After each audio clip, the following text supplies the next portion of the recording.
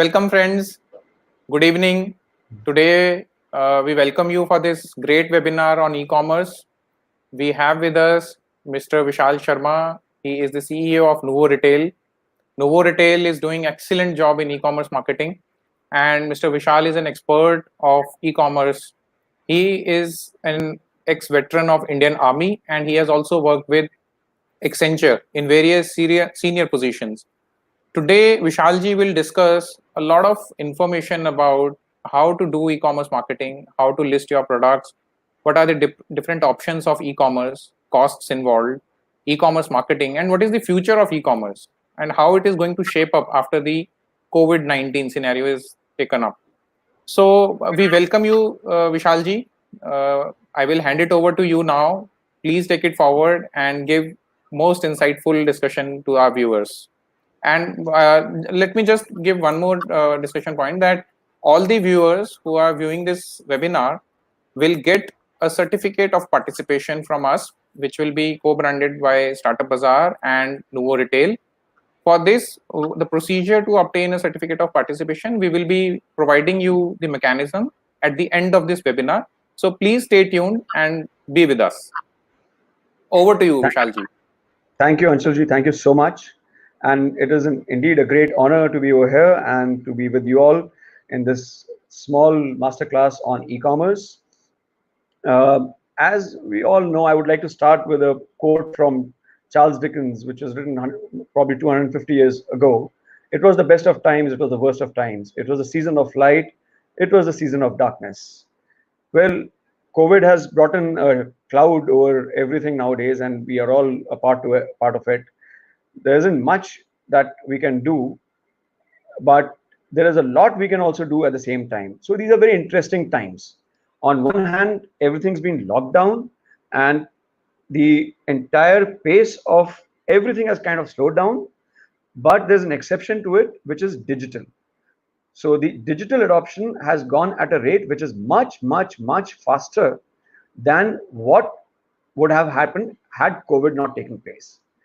One of the offshoots of digital is e-commerce or digital commerce, and that also has had a significant impact.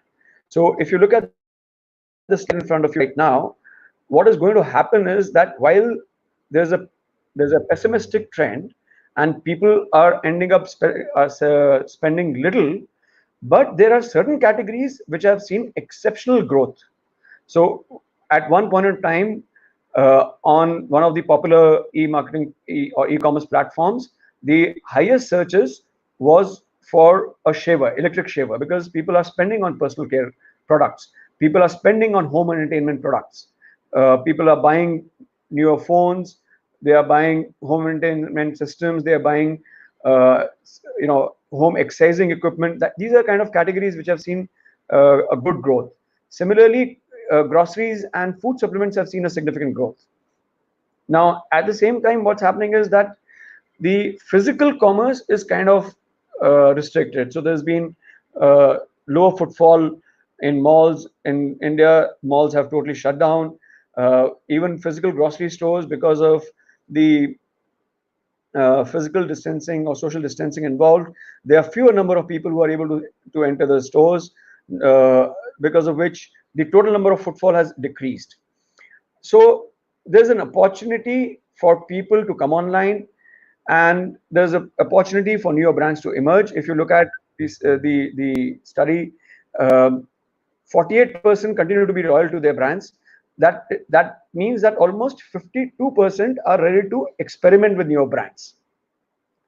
Having said this, I think, how big is the opportunity? Well, if you look at the slide which is here right now, Amazon right now, or as on the 30th of December 2016, was bigger than all the other physical retailers put together. That is the complete size of opportunity that we have today. In India, if you look at, there are very nice and very innovative brands which have taken the help of e-commerce and social media to become really good brands. Some of the notable brands which have done fantastically well in the last couple of years, which come to the top of my mind, are Wow, which used to start with shampoo, but now it's got a complete range of products. Mama Earth, for which Shilpa Shetty is one of the brand ambassadors. M Caffeine, a coffee-based, very innovative product brand into, again, personal care, for coffee-based personal care. And last year they got the Cosmo Award for best scrub. And then we had Beardo, which was a fantastic uh, brand started by 26-year-old guys, and finally it was acquired by a leading industrial house in India. So such kind of innovation has been possible because of using e-commerce and the digital media and the social media. So if you look at the current trends today, what do we see? We see that the consumption of internet, or consumption, or use of mobile has gone on increasing. So almost 53% of consumption today is on mobile media consumption. Second thing is that the total number of internet users are increasing, and the growth drivers continues to be the rural areas now. So there was a time when internet penetration was low in cities, it's kind of got saturated. Now it is the rural areas that are reaping the benefit of internet. What it means is that the rural India, or the tier 2 or the tier 3 towns, they have got a dual advantage. One is that they have the same access to the same shows which are available through streaming in Netflix, in YouTube, and all other Amazon Prime, etc., which increases the aspirations that they have. And second is, because of e-commerce, they've got the availability of those brands and products which were finding it difficult to distribute themselves in tier 2, tier 3 towns. So internet users and social media adoption by rural India has increased. Same way, the e-commerce platforms are also pivoting towards regional languages. So they have multilingual support coming in now. If you see the screenshot on the right, we can see a listing of streaks in Hindi, which is on Amazon. So quickly, media consumption over mobile, use of internet by rural or tier 2, tier 3 towns, increase in awareness because of increased social media, and the mainstream e-commerce platforms going multilingual. Well, if you look at the global e-commerce growth expected, and these numbers that I'm talking about are pre-COVID numbers, it was expected that by 2023, it shall reach a total of $6.5 trillion, which is astronomically high and almost 56% growth in e-commerce. Now, one thing to understand is that this e-commerce growth is coming not because of the category itself growing, but it is because this form of commerce increasing. So the total trade is not going to increase by 56%, but the share of e-commerce is going to increase uh, much more. Now, let's see that if we as individuals or companies, we need to be a part of such growth story. What is it that we need? The first thing that we need is a product that we want to sell. And the digital forms have actually democratized everything. So it has democratized selling, it has also democratized research. So earlier, what was available to only niche people and only through very highly paid trade journals, etc., now you can do product research using your own mobile phone. So if you want to start with researching products, there are two simple things that one can do.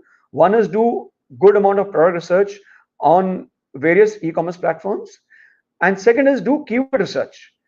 If you use certain tools like Jungle Scout, Skrillex, Google Analytics, etc., you will know exactly what is selling how much. At the same time, if you do keyword research, you'll understand how much is the demand being generated. So a combination of product research and keyword research will give you an idea on what all products are those which are available for you to focus on to grow using e-commerce. Now, once you've decided that I want to you know target certain products, the digital platforms also help you source these products. So there are three ways that you can probably source. It could be multiple ways, but there are three broad ones. One is you could get them manufactured, do it yourself. So in that case, you'll have to design and you'll have to give it to a contract manufacturer.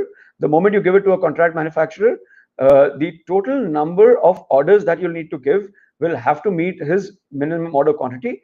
So essentially, whatever order you give will have to be bought by you alone and then sold on in retail. So the cost of carrying that inventory will completely rest with you. Second could be that you find a manufacturer who's making certain products, or a wholesaler who's got certain stocks, and and if those are the products that you've identified and can be sold in the e-commerce, through e-commerce, then it's easier to pick up smaller lots, invest in promotions, invest in selling, and keep selling and keep buying more. That way, you can start small and scale it up. Third options, which have now been enabled by the digital platforms, is a dropshipper. So there are dropship platforms available which allow you to kind of uh, list products, and as and when the orders come, the dropship provider will ship the products directly to the customer. So essentially, the entire backend of selling is actually taken care of by the dropshipper. So that's another advantage. Now let's assume that you've wanting to sell online. You've found very niche or very good products that you're going to sell, and you've also found certain sellers, sources to source those products. Now what comes next? So the next logical question is whether you want to sell products or you want to build a brand. Well, my guess is, if you're not particularly interested in trading, I think what you would be more interested in is making a brand for yourself. And a brand comes with certain investments, but it has a lot of advantages. A brand is something which connects the customer to not the product, but it is the perceptions or the emotions of that particular brand which actually connects. It has initial investments in the form of creating that threshold of quality, having that consistency in messaging, having good products being delivered, and maintaining those standards. And then as and when people get comfortable with the quality, they kind of start liking the brand and start engaging with the brand, and they start accepting the brand and start becoming loyal to the brand. Now, when is it that we can consider that a brand has become truly successful? I think a true success for a brand comes in when they can become a verb. So today, if we have to search for information, we don't say that we've gone to the search bar and searched on our internet browser. We say we Googled it. So Google has become a verb today rather than a brand. Same is the case for Xerox. Xerox actually predates Google. So we don't go and say photocopy today. I think photocopy still is a smaller word. I mean, smaller, lesser accepted word. If you go into any of the cities or any of the towns, the boards that people typically use is Xerox. And today also, even if it's a color photocopy, people call it color Xerox. So these are certain brands which have taken the lion's share of mind share and have built certain connect with their customers and become long-lasting brands. And today, with the use of technology, e-commerce, and social media, there is a large possibility to build such sustaining brands in products. Now let's assume that you've decided that you will start a brand of your own. Well, we need to understand what different models of e-commerce are. The first is you can start with your own web store. Very easy to do. A lot of frameworks available. A lot of online resources available. You can use Shopify, WooCommerce, Wix. A whole lot of options available to you to just start listing and selling your products. The second option could be that you are into a B2B business and you want to build a B2B brand. Well, there are a whole lot of options available even to go B2B. Third is you want to go B2C. In that case, either you can again go onto your own web store, or you can use any of the online e-commerce platforms available. So I have made a distinction between the marketplace and the e-grocery model because both of them are inherently different. The marketplace model does not have any restrictions, so to say, and it allows anybody and everybody to list their products and charges a certain commission on every sale. Whereas an e-grocery model, which is generally preferred by FMCG products, where the speed of delivery is of essence, they kind of buy these products and keep it at their warehouses so that as and when the order comes, they ship it immediately. So while marketplace model gives more freedom for you to list the products, but the e-grocery model is more tailor-made towards fast-moving consumer goods, which need a faster turnaround time and need really quick fulfillment, because people don't want to wait for groceries for 2 days, 3 days. They want it delivered in next couple of hours. So depending upon the product that you want to choose, depending upon the brand that you want to build, you need to choose the right option of marketplace models, web stores. It could be a combination of these that you want to go live with. Once you've decided this all, then I would want to take a minute to just cover what are the typical costs involved. Because unless we understand the typical costs involved in this entire selling process, we may not be able to build a profitable product business or a profitable brand. Now, on the left side of, I've listed out certain specific fees which are charged typically by these marketplaces. So the first and foremost is a referral fee and a fixed closing fee. These terms are typically used by Amazon, but the other platforms also have uh, fees which are kind of fees which are charged for every order. Now, once you receive an order, then you need to pick and pack the order as well. So you need some amount of charges that you'll have to levy on picking and packing the products.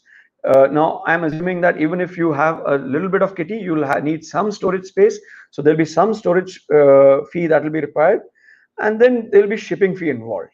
And the shipping fee, there's a small table on the bottom right of the slide, which gives you, the typical rates that are currently being charged by one of the courier partners. Now, it could vary from courier partner to courier partner. It typically depends upon the size, the volumetric weight, and the distance for the parcel to be delivered. Now, these are the direct costs which are very much available on the net, and you can easily figure out. And then you have an 18% tax on all the services that you'll use. Now, there are other expenses which normally people kind of don't consider, or they are left under the carpet before they start, doing the business. So I would like to cover those as well. So, getting the product and listing the product is just the beginning. A large amount of effort will go into marketing. And when I say marketing, it is creating the awareness in the mind of the potential customers who are then going to become your customers. So to get the orders, there's a huge amount of marketing fee that you'll have to bear. A lot of categories, when you start using e-commerce, will have returns. The returns can be astronomical in certain categories, and in some categories like FMCG, it is very, very little, because it is generally not allowed. The platforms don't allow returns in FMCG, but in most categories except FMCG, returns are allowed, and there's a substantial amount of returns which you'll have to factor in. Then, in case if you have a low shelf life product, then you might have to give discounts to liquidate the stocks. In case if the sales don't pick up in the manner that you had expected, you might have to consider that. Then there's a certain amount of damages that you might have to consider, because there are two transportations happening. One is from the factory to your warehouse or your fulfillment center, and then there's a second shipment that's going to happen from your fulfillment center to the end user. And in case of the user rejecting the parcel or the user being untraceable, there's a return path as well, and there are certain charges that need to be levied, and there could be certain damages over there. Then there are some COD charges. So in case if you're opting for self-ship, or you're operating a web store and you're offering COD to your customers, then the typical last mile delivery partner will levy certain COD charges also per parcel. Now, there's another considerable or substantial expense which is actually goes on to sourcing, because when you have to go for quality sourcing, you might end up visiting different places. It could be international countries if you want to source from Vietnam or from South Africa or somewhere, or even in India if you want to go to different geographies to source. Say if you want to source cotton, you might want to go to south, or if you want to source wool, you might want to go to north. So depending upon what you want to source, a reasonable amount of sourcing effort is also required. So my recommendation would be that your product sale price at the expected volume should be greater than all these expenses, plus the cost of capital that you're going to employ, plus the opportunity cost that you're going to do. If this equation weighs in favor of the product price, then you should go ahead and start building a brand immediately. Now, if you decide to build a brand and you have tied up everything, including the sourcing, now comes the actual tying up of the back end of e-commerce so that you can start selling. In this slide, what I've tried to capture is what is the typical process and what are the tools and technologies available and the service providers available to you. So, very simply, you will get your stuff from the warehouse. You will keep it in your fulfillment center. So you'll rack it, and you will list the products. Now you've listed, and let's assume that the orders start coming in. And if you have listed your product at multiple e-commerce platforms and your own web store, you might want to use a multi-channel order fulfillment solution, which aggregate these orders and makes them available to the picker packer to pick it. Once the orders are received, they are picked and packed in corrugated boxes or different kind of packing, and they're kept ready for dispatch. Then, based on the schedule for dispatch, the delivery partner will come in, and these delivery partners will pick up the parcels and go and deliver and collect the money on your behalf in case if it's a COD. Now, having said this, on the right side of the slide, I have given certain brands or certain partners which you can partner with for. Let's take the example of multi-channel order fulfillment. So you have products like Incref, Vinculum, Brown Tape, Unicommerce. Each of these work well with most of the standalone platforms. Most of the fashion brands I've seen are going more on Incref. Vinculum and Unicommerce are fairly stabilized across different platforms. Similarly, for the fulfillment center and the delivery operations, you have a whole lot of e-commerce startups and e-commerce established players like Ecom Express, Delivery, Horizon. For delivery, you have a whole lot of other last mile delivery partners, DDC, Gati, Shadowfax, and there's a fair amount of overlap also. So companies like Ecom Express and Delivery also do last mile delivery. Players like Gati and DDC also have warehousing operations. So essentially, warehousing operations and FC and delivery management, you should be able to tie up very easily if you are able to get in touch with the right set of people and use the right set of tools. Now, a lot of people, reach the stage and think that we've started selling. Well, to my mind, this is just the beginning. Trust me, after doing everything I have just said, you are just at the starting point. This is where the race begins for you to start selling. Now, this is exactly where you need to start focusing as where your marketing efforts are. Now, if you look at the traditional, funnel that used to be there of awareness, consideration, purchase, and loyalty. So I'm covering this in 5 different buckets. So on the e-commerce journey, we kind of look at discoverability of the products, visibility of the products, the buyability of the products, the availability of these products across different channels, and then once the products have been bought, then inculcating loyalty in your customers. I'm going to cover each one of these in a little bit detail so that we understand what I'm talking about each of these. Now, discoverability.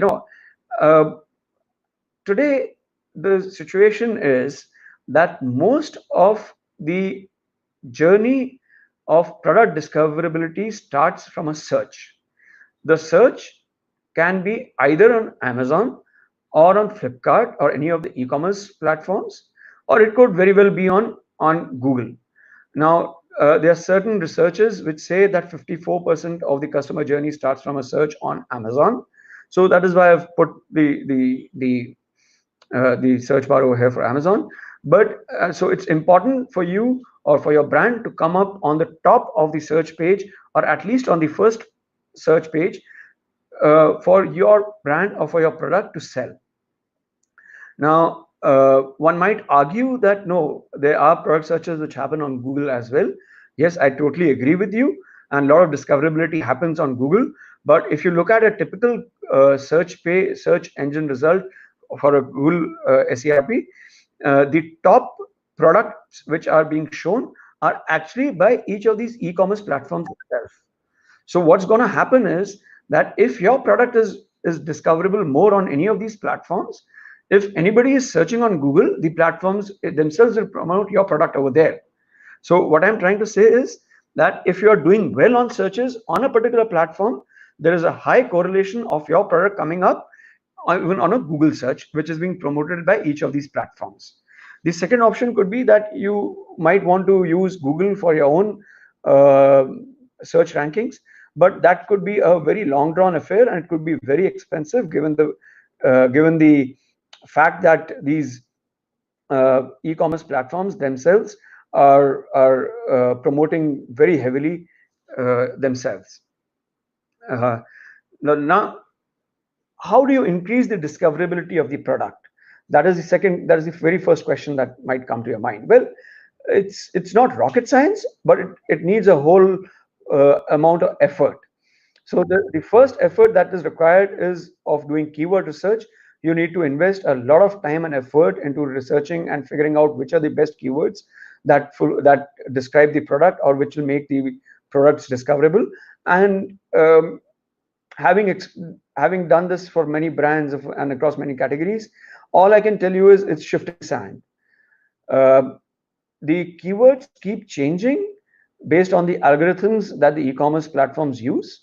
At the same time, the keywords also keep changing based on various external factors like climate, weather.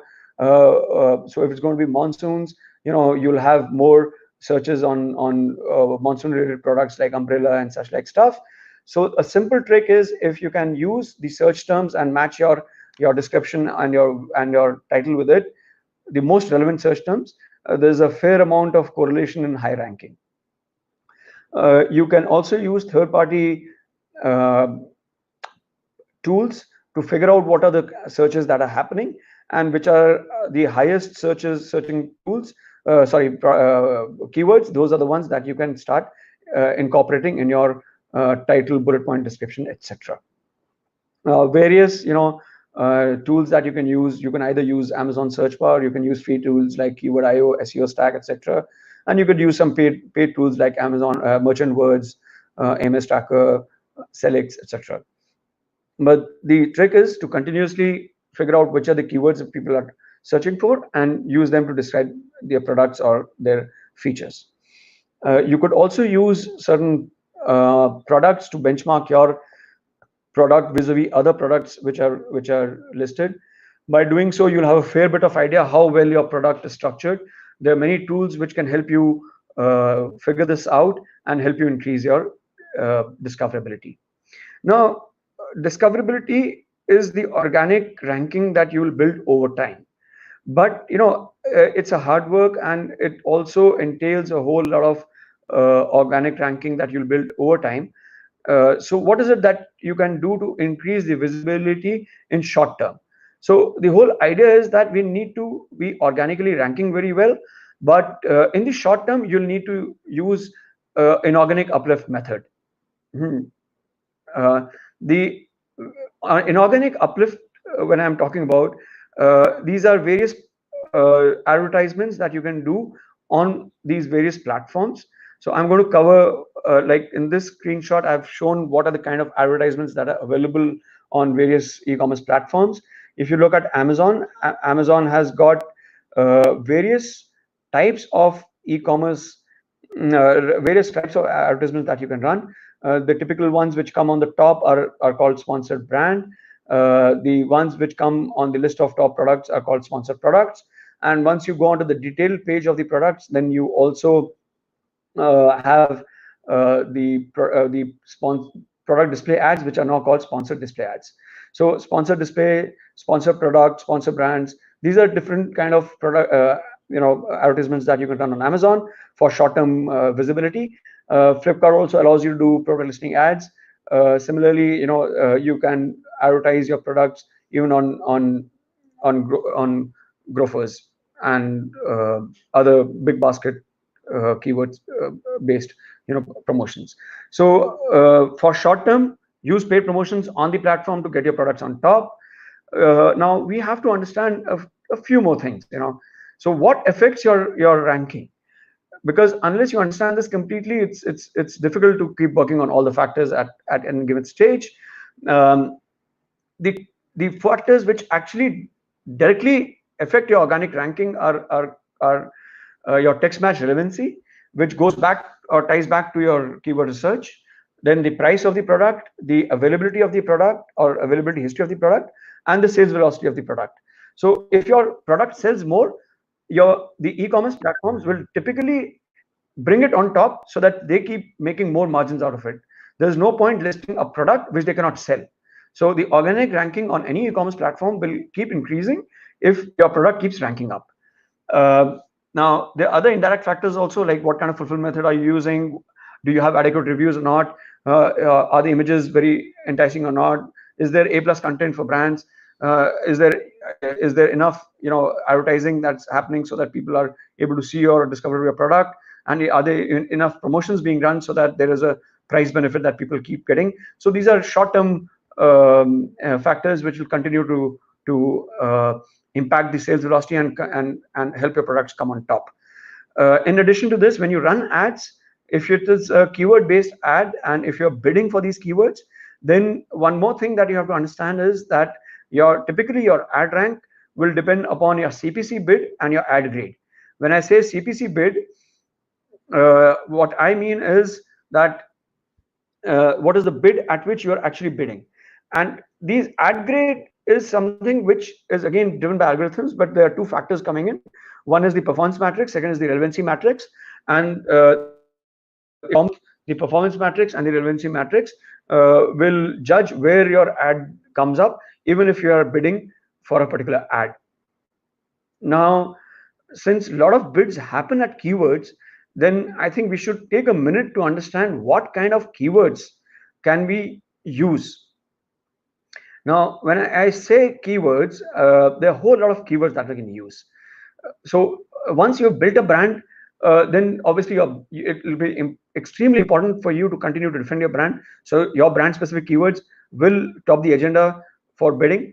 You don't want your hard work to be taken on by somebody else. At the same time, if you see that there are competitors which are coming in, you could use competitor brand specific keywords. Then comes the generic keywords. Typically, the generic keywords that people use are very direct keywords, but I think there is a fair amount of depth that can be done even while doing generic keyword research. So I have categorized different kind of keywords that we can use. We can use product related keywords. We can use complementary products. When I say complementary products, like if you're wanting to sell tea or coffee, you could use biscuits because that's what complements each other. Similarly, you could use feature specific, like shoes for running, muesli for weight loss, etc. You could use ingredient specific. So if you have specific ingredients which come in for your products, then you could use those. If you have any claims like cruelty free, chemical free, alcohol free, so these are certain claims which you could use, so that when people who are, say, organic, or people who are very sensitive about animal, they want to use cruelty free products. So if your product is cruelty free, it should come on top. And then there are certain occasions which continue to come. So India, we all know, has festivals coming in every or every once in a while. We just went with Eid getting over. We'll have newer festivals coming in. We'll have Diwali coming in October, and we can use different uh, occasions or festivals to come up with certain campaigns which are targeted for these occasions if your products fit into those occasions. Uh, Now comes another thing is that once you start searching your product, is your product increasing the visibility organically? That is what you have to monitor. So a combination of inorganic uplift and and organic ranking is what you need to track. If you're using Amazon, you need to continuously monitor your AMS platforms, AMS performance. We use very sophisticated tools to look at multiple data points and optimize, the campaigns for our clients. And we look at multi-directional approach actually. So it's not only two things that you can typically see on the AMS panel. Actually, we use tools where you can look at them in multi-dimensional, manner.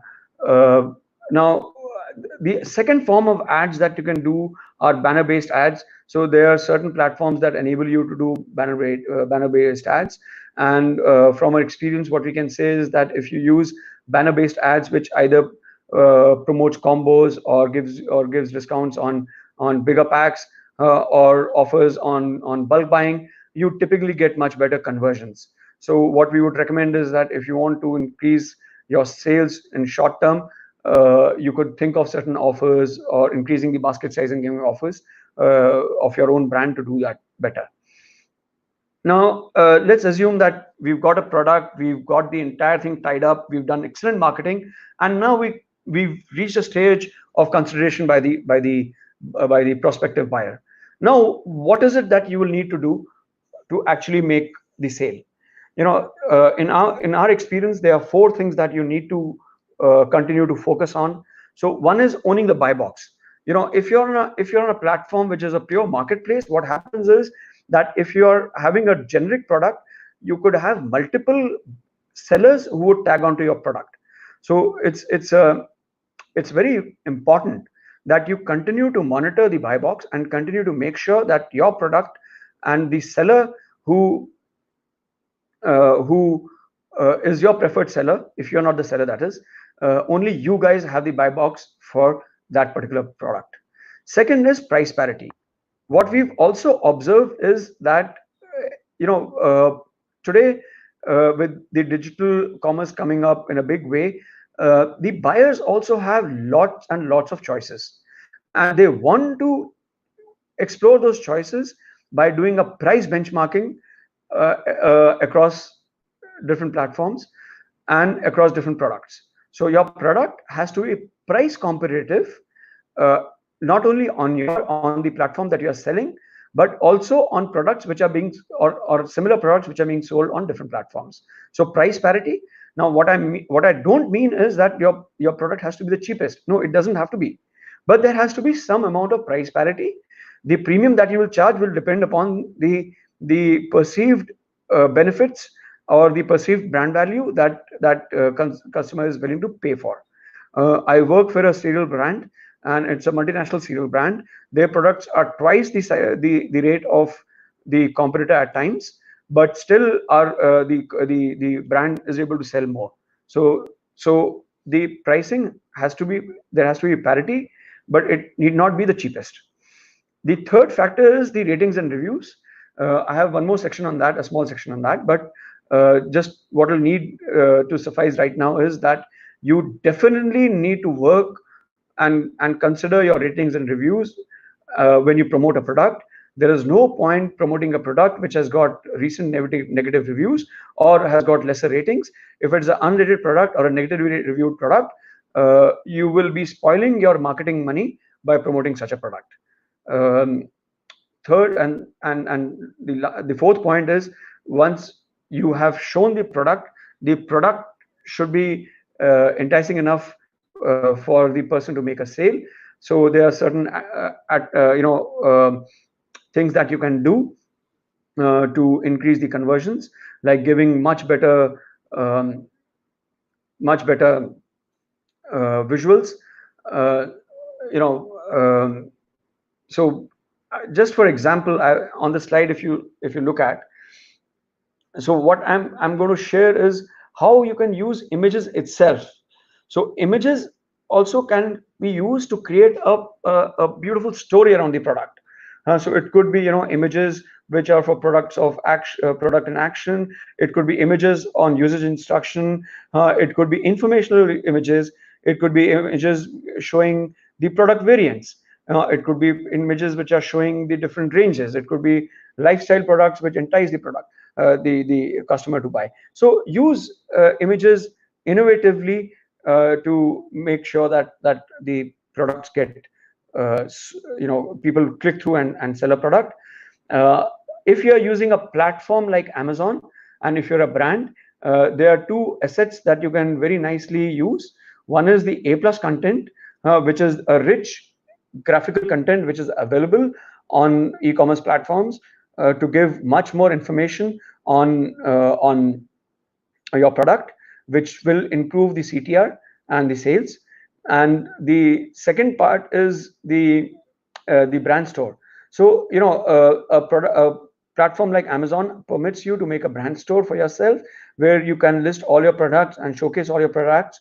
The important thing is that you can also use Amazon brand page to through your social media handles to divert traffic from your social media, so that typically the social media is being used for creating awareness, but if we do it right, we can at least use some amount of awareness to be directed towards conversions. And you cannot promote a product which is being listed, but you can definitely use the brand store which you create on Amazon to backlink on your social media campaigns. So, in nutshell, we've we've increased the propensity of the product to be sold. Now comes the most important part, which is availability. Now, all this will is a continuous cycle. We cannot ever break it. So we need to make sure that this continuously the availability history continues to improve, and that can happen if we track the fill rates, um, the kind of fulfillment that is happening, and to monitor the availability at any given time. So in a nutshell, your complete marketing effort will come to fruition if your product is available through most of the channels at any given time. Now, let's assume that we've done everything right and we made a sale. Now the product has been ordered and it has gone to the consumer. Now what is it that we need to think of? So in older days, the large brands usually used to use um, the advertising channels like radio or television or print magazines. These were the typical channels that were used for broadcasting a brand, and uh, these all these methods that were used in before were actually the the ones which are only one unidirectional. So unidirectional is something where you don't hear back. But now with the social thing coming up, what is happening is that brands and sellers have to keep one ear to what people are telling or saying about their brands. So whether it is a tweet or whether it is a post on any of the other social channels, or whether it is a review on Amazon or Flipkart, uh, everything counts today. So gone are the days when you could just sell the product and forget about it.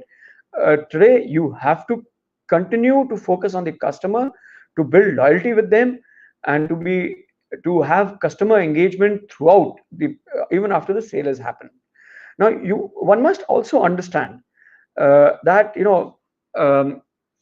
the typical ratings on our e-commerce platform are little negatively biased. So what is typically happening is that if a person is happy about the product, he will definitely use the product, but he may not definitely review it. unless he is encouraged to do so or he's coaxed to do so. We cannot give an incentive because that is not permitted under most of the e-commerce platform rules, like Amazon prohibits it. But at the same time, there are certain tools available which can remind him to put in a review if he's happy about it. At the same time, if he is unhappy about it, then let's let us take it for granted that he is definitely going to put a negative review. So, that is why I'm saying the proportion of people who are happy with the product are fewer who will post as compared to, the people who are unhappy with the product and they will post.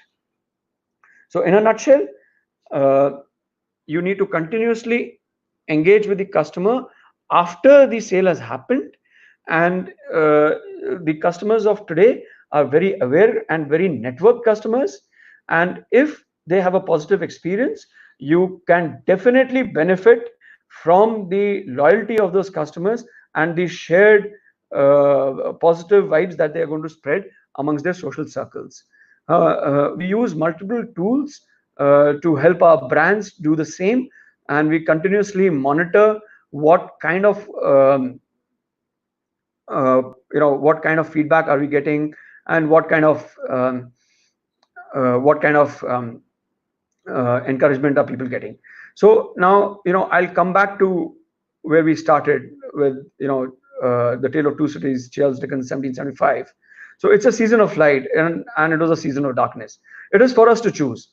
I am very, very optimistic that once this COVID thing gets over, the effects of COVID are going to be long lasting, and it's going to be very nice for the e-commerce or the digital boom. So, having said that, I would also take a few minutes to just do some crystal gazing and to see or to share with you what I feel is something which is going to be the future. So when I've said, the physical retail is somewhat slow right now, but at the same time, the digital retail is taking shape. But it's the combination of both the physical and the digital, which is called omni-channel. That is something which is going to definitely rise, and in years to come, people would want to shop online, see offline, or place an order online and then go and pick it up offline, or it could be the other way around. You've liked a product and you are just putting in an order over there, so that by the time you reach home, the order is delivered over here. So any kind of these combinations are possible if you have a omni-channel solution implemented. So larger brands, I would thoroughly recommend them to start thinking omni-channel today.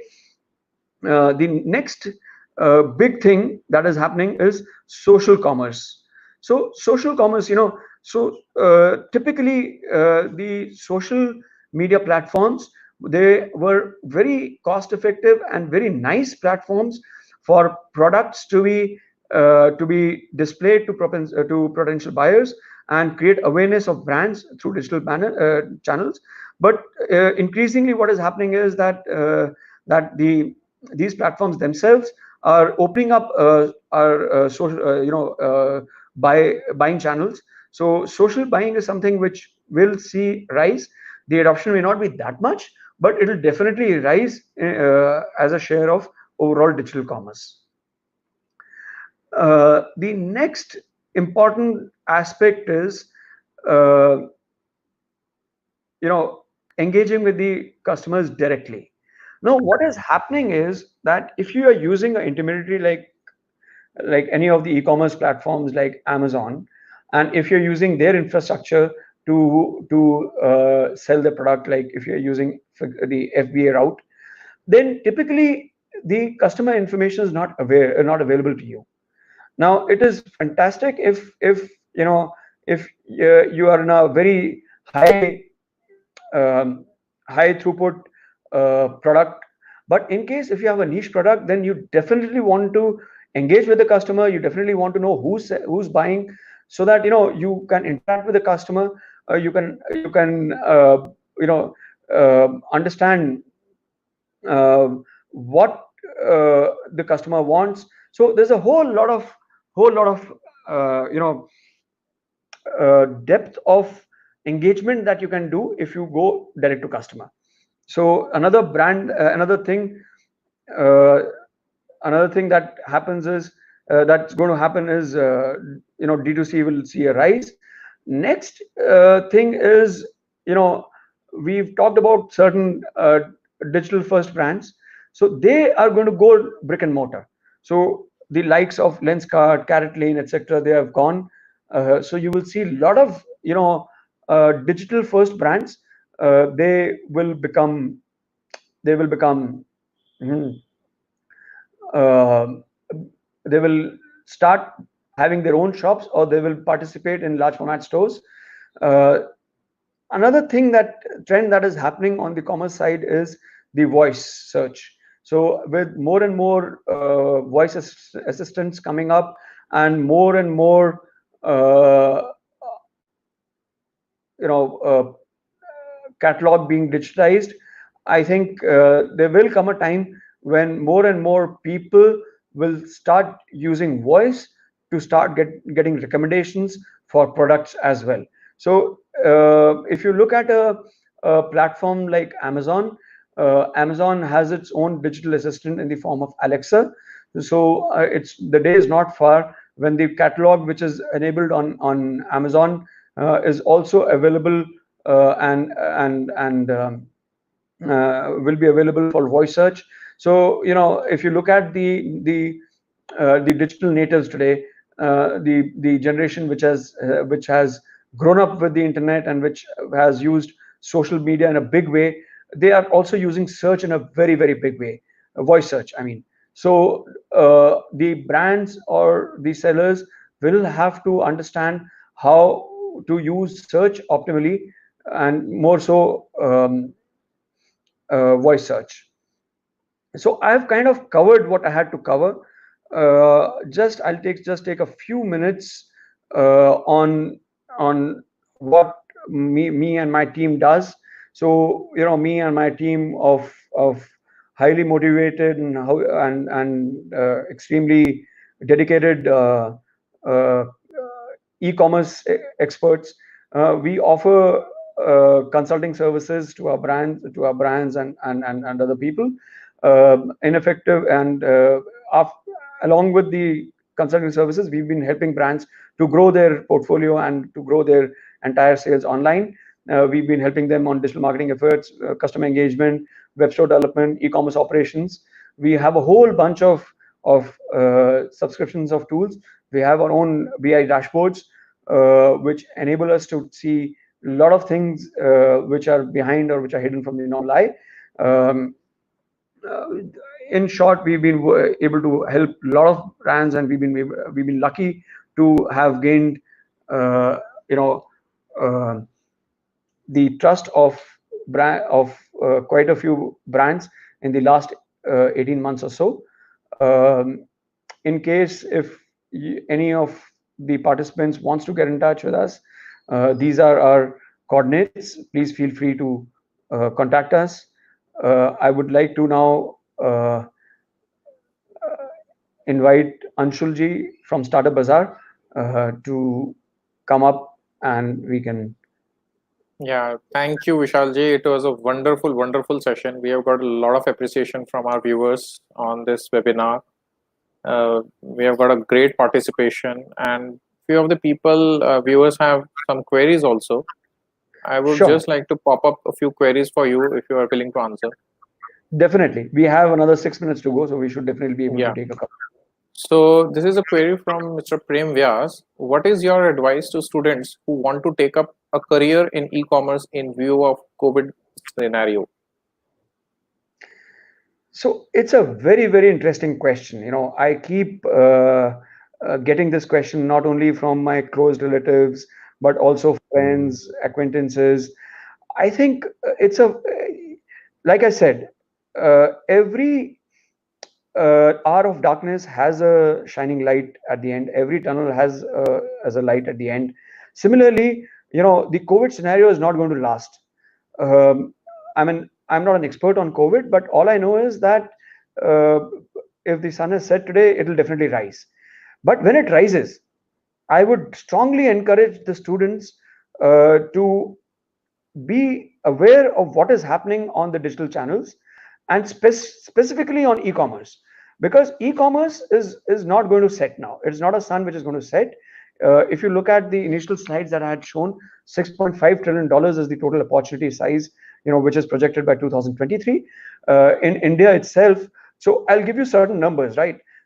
In India, um, uh, in India, the very good brands like HUL or Marico or some of the brands that we work with, they are almost doing 10% of their sales online today. And with this COVID thing, what is going to happen is it is only going to increase. So a good brand can easily do up to 10 to 15% of their total sales. So India was a very defragmented market earlier. So the entire thing was very physical oriented. So you had this entire value chain of dealer, distributor, retailer. Now that value chain has got disrupted, and this disruption is going to stay. So I strongly feel that every student in every university or who's going to graduate should look at e-commerce as a very stable career option. And at the same time, I would encourage universities to take up e-commerce as a specific specialty course or a digital commerce, which kind of includes both social media and e-commerce. So I hope I Mm. have been able to answer the Yeah, question. yeah, definitely. There is one more query from Ms. Anuradha Chatterjee. For larger and established brands, is it better to have their own brand website or to be present on e-commerce portal? What would be more profitable? Yeah. So it's a very, very good question. And I keep getting this question from a lot of large brands. And we have these debates and discussions. So, ma'am, I don't know which brand are we talking about, but my simple rule of thumb is that if the product under that particular brand is a product which goes into a basket which a person buys, then the propensity to sell will be on e-commerce platforms where he has a choice. Whereas if it is a product which is something which is touch and feel and and and slightly expensive, then the brand is much better off having a D2C strategy. So in a nutshell, if I'm going to go to a supermart and that product is going to be a part of the basket which I'm going to carry out from the supermart, then D2C is not going to get the yielded results. Of late, also, you might have seen in the social media and as well as in the news headlines that there were a lot of FMCG brands which had experimented with various last mile delivery partners like Zomato, Swiggy, etc. But I have had detailed discussions with both the brands as well as the last mile delivery partners. The response has been not that great, primarily because the FMCG brands typically are form a part of the basket. As far as profitability goes, that will depend upon the cost structures, the advertising spend, and the cost of customer acquisition. We can have a more detailed discussion on this offline, because unless we know the brand or the products we are talking about, it's very difficult to give a generic answer. Yeah, and But I hope, also from a layman's point of view, as a customer, I feel that probably it's better to be present on both the platforms. Means having our own website as well as being present on these e-commerce platforms. So that is something which needs to be seen on a case-to-case basis. But it's a good question. So we have got a few more queries. I have a few couple of minutes more. So let's have few more queries.